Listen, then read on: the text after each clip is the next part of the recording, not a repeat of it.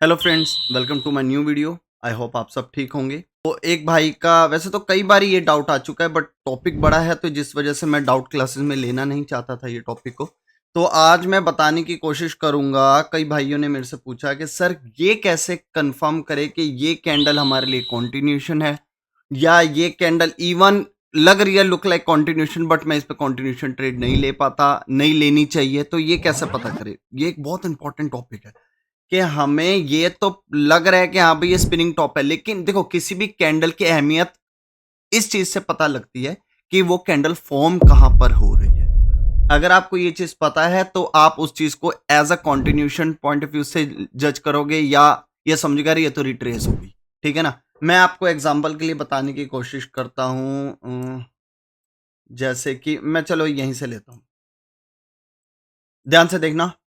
थोड़ी सी वीडियो लंबी जाएगी बट आपको मजा आएगा ये वीडियो के अंदर। ठीक है ना? मान लो मार्केट में higher high higher low higher high बना, ठीक है। उसके बाद मार्केट में मैं इधर यू टर्न से बताता हूं, बायर आए, सेलर आए, सेलर के रुकने के बाद फिर बायर आए।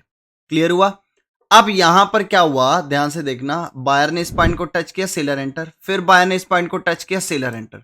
दो बारी बायर ने जब इस पॉइंट को टच किया, सेलर की एंट्री, फिर बायर को रोका, फिर एंट्री।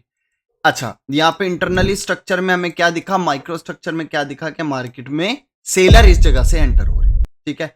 अगर मैं इस एरिया पर बायर एरिया ढूंढूंगा तो सेलर का रुकना और फिर बायर का चलना, ये मेरा एक इंटरनल स्ट्रक्चर में एक लेवल है। एक सेकंड, ये एक लेवल है। ठीक है। पहली चीज हमें क्या मिली यहां पर, double top pattern. Double top pattern, double top pattern के बाद दूसरी चीज हमें क्या मिली, सेलर, इस सेलर ने जब सेकंड टाइम बायर को यहां पर रोका और सेकंड टाइम जब एंट्री करी तो रिप्लाई में इंक्रीज हो गया। क्लियर हो गया? रिप्लाई में, एक मिनट, मैं ना इधर से मेरी को इस चीज की याद आता है, मैं ऐसे बताने की कोशिश करता हूं। ठीक है। तो बायर को जब इस पॉइंट ऑफ व्यू पर रोका, इस एरिया पर रोका, तो सेलर ने जब इंक्रीजिंग दिखाई तो सेलर ने इस पॉइंट का ब्रेकआउट किया। ध्यान से देखो क्यों मैं ये पॉइंट बोल रहा हूं।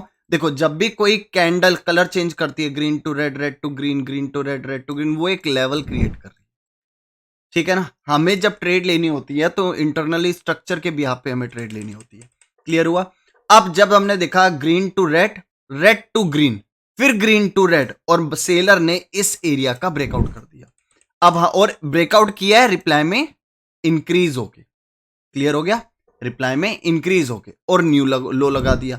अच्छा, अब इस कैंडल ने जब बायर को फर्स्ट टाइम रोका लेकिन बायर स्ट्रॉन्ग थे, सेलर एंटर, लेकिन सेकंड टाइम जब रोका बायर रिप्लाई में श्रिंक हो गए। एक बार इसको इससे कंपेयर करो और इस कैंडल को इससे कंपेयर करो।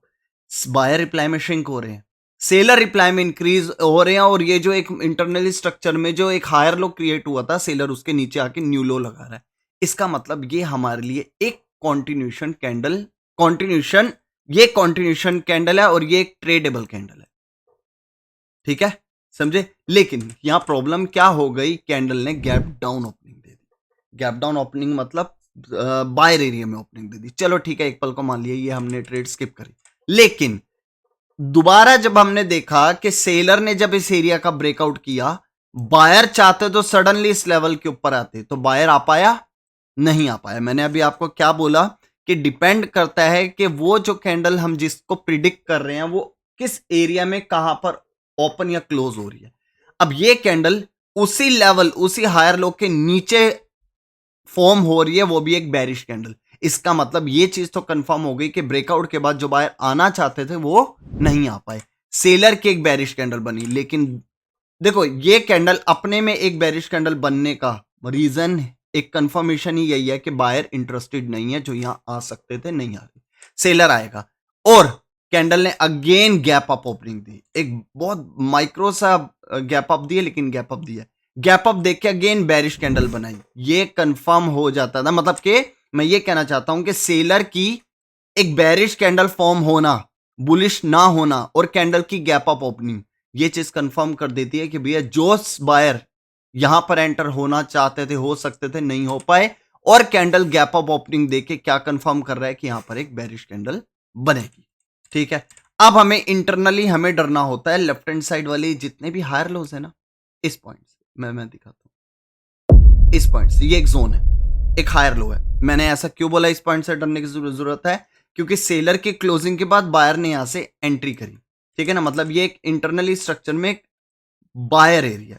तो अब हमने पहले देखा सेलर की वीकनेस, फिर देखा सेलर की वीकनेस, लेकिन ये कैंडल इस हायर लो के नीचे फॉर्म हो रही है एज अ बेरिश कैंडल और next candle gap up opening दे रही है, तो ये हमारी एक प्योर ट्रेडेबल कैंडल है, ठीक है।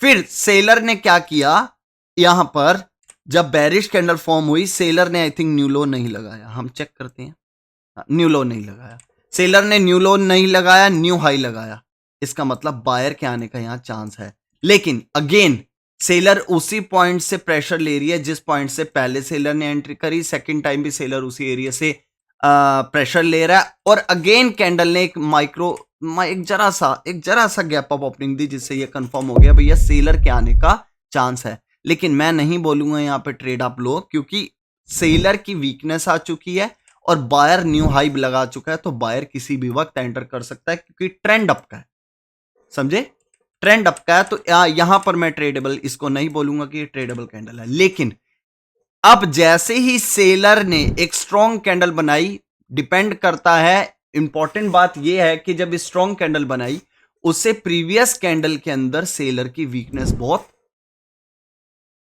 स्ट्रॉन्ग आ चुकी है, मतलब कि बायर बहुत अपना एक कंट्रोल दिखा चुके हैं इन कैंडल्स के अंदर और सेलर की कैंडल को बहुत वीक कर चुकी हैं। उसके बाद इस टाइप की कैंडल अगर इस टाइप के बायर एरिया का ब्रेकआउट करेगी, तो ये हमारी, मैं यहां पे लूंगा एक, ये मेरी एक ट्रेडेबल कैंडल, यहां पे लूंगा मैं कॉल की ट्रेड। क्यों, मुझे पता है इस कैंडल के अंदर बायर एंटर हुए हैं, इस कैंडल के अंदर बायर एंटर हुए हैं, और बायर इस पॉइंट पर बैठा हुआ था।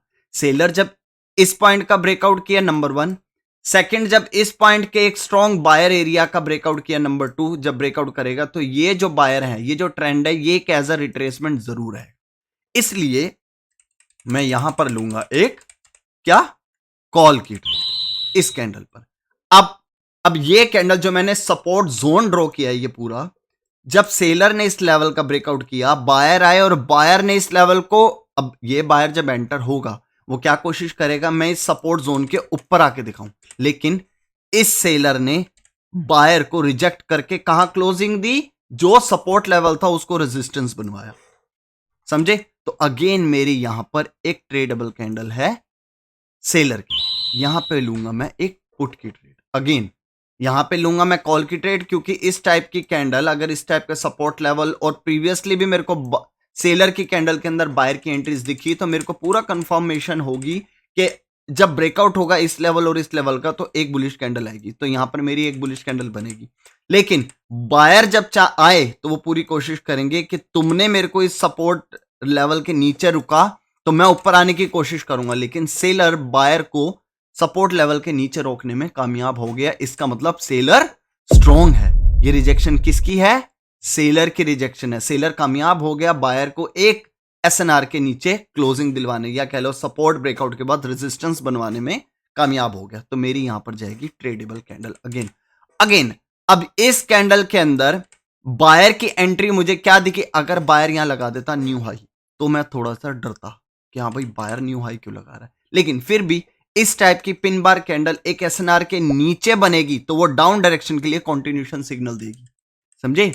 क्योंकि डिपेंड ये कर रहा है, ये वीक कैंडल, देखो कई बंदे बोलते हैं कि मैंने वीकनेस देखी, अगर इस टाइप की वीक कैंडल यहां बनी होती तो डेफिनेटली बायर के आने का चांस था। लेकिन कितनी वीक कैंडल है, लेकिन मैटर ये मैं क्या बोलूं कि एक इंपॉर्टेंस इसकी ये है कि ये लेवल के नीचे है, जो सपोर्ट था ब्रेकआउट के बाद रेजिस्टेंस बना, बायर को वीक किया, तो इस टाइप की वीक कैंडल भी डाउन डायरेक्शन के लिए कंटिन्यूएशन सिग्नल दे गई मुझे, क्योंकि ये लेवल के नीचे है, समझे क्या नहीं। मतलब मार्केट ऐसे ऐसे ऐसे चल रही थी, ऐसे ब्रेकआउट हुआ और रिट्रेस हुआ, अब यहां पर बनी है ये इस टाइप की वीक कैंडल, तो इस टाइप की वीक कैंडल डाउन डायरेक्शन के लिए कंटिन्यूएशन सिग्नल दे रही है, बहुत शॉर्टी है। और उसके बाद कैंडल ने दी गैप अप ओपनिंग, ये और कंफर्म हो गया कि भैया वीकनेस के बाद भी मेन पॉइंट है, ये कैंडल एक सपोर्ट लेवल के नीचे बायर को रोक के, अब देखो सेलर ने बायर को रोका, उसके बाद बेरिश कैंडल बना रही है, गैप अप ओपनिंग दे रही है, इसका मतलब क्या है, डायरेक्शन नीचे जाना चाहती है। तो मेरा कहने का मतलब ये है कि यहां पर भी एक ये बनेगी ट्रेडेबल कैंडल, पुट की ट्रेड ली जाएगी। अब पुट की ट्रेड लेने के बाद मैं नेक्स्ट लेफ्ट हैंड साइड क्या देखूंगा, ये वाला हायर लो, ठीक है ना, क्योंकि इस पॉइंट से भी बायर एंटर हुए हैं। अब सेलर ने फिर जब इस पॉइंट का ब्रेकआउट किया, गैप डाउन ओपनिंग दी, लेकिन मैं अब यहां पर ट्रेड नहीं लूंगा क्योंकि जो अप डायरेक्शन की रिट्रेसमेंट थी वो ऑलरेडी आ चुकी है यहां पर। तो जरूरी नहीं है कि इस हायर लो का भी जब ब्रेकआउट होगा तो रिट्रेसमेंट आएगी, सेकंड टाइम जरूरी नहीं है, तो मैं यहां ट्रेड नहीं लूंगा। फिर अगेन जब सेलर ने बायर को इसी लेवल के नीचे रोका विद रिजेक्शन, ठीक है ना, तो यहां पर अगेन बन गई मेरी एक ट्रेडेबल कैंडल पुट की। लेकिन ऐसे टाइम पे आप ट्रेड तब लेना जब कैंडल ओपन हो, एटलीस्ट इस पॉइंट को टच कर दे, यहां से पुट के साथ जाना, इस पॉइंट से, क्योंकि बायर जो है रिप्लाई में इंक्रीज हो रहे हैं और यहां है बीच में गैप। हो सकता है कि एक और एक रिट्रेसमेंट कैंडल फॉर्म हो जाए, लेकिन मैं यहां पर सेफ्टी मार्जिन से पुट की ट्रेड लेने की बात इसलिए कर रहा हूं क्योंकि सेलर रिप्लाई में इंक्रीज है। तो डेफिनेटली जो सेलर है वो बायर को इस लेवल के नीचे रोकने की कोशिश करेंगे, तो यहां पर मेरी जाएगी एक पुट की ट्रेड। इसी तरीके से मैं हर कैंडल को एनालाइज करता हूं कि ये कंटिन्यूएशन, देखो ये बहुत बड़ा टॉपिक, मैं एक वीडियो के अंदर, वैसे वीडियो बहुत लंबी हो गई है, एक वीडियो में इसको पूरा टॉपिक को कवर करना इम्पॉसिबल है, ठीक है। मैं कोशिश करूंगा, मैं आगे भी आपको बताता रहूं कि कंटिन्यूएशन आप पर कैंडल को कैसे ट्रेडेबल है नहीं है, ये रिट्रेसमेंट है, मैं इसको कैसे एनालाइज करूं, मैं आगे भी बनाने की कोशिश करूंगा। अगर आपको वीडियो ये थोड़ी सी भी हेल्पफुल लगी हो तो एक थम्स अप जरूर करना, लाइक जरूर करना, शेयर जरूर करना। आज के लिए इतना काफी करता हूं, आगे भी इसी टाइप की वीडियोस मैं लाता रहूंगा, ठीक है। Okay bye.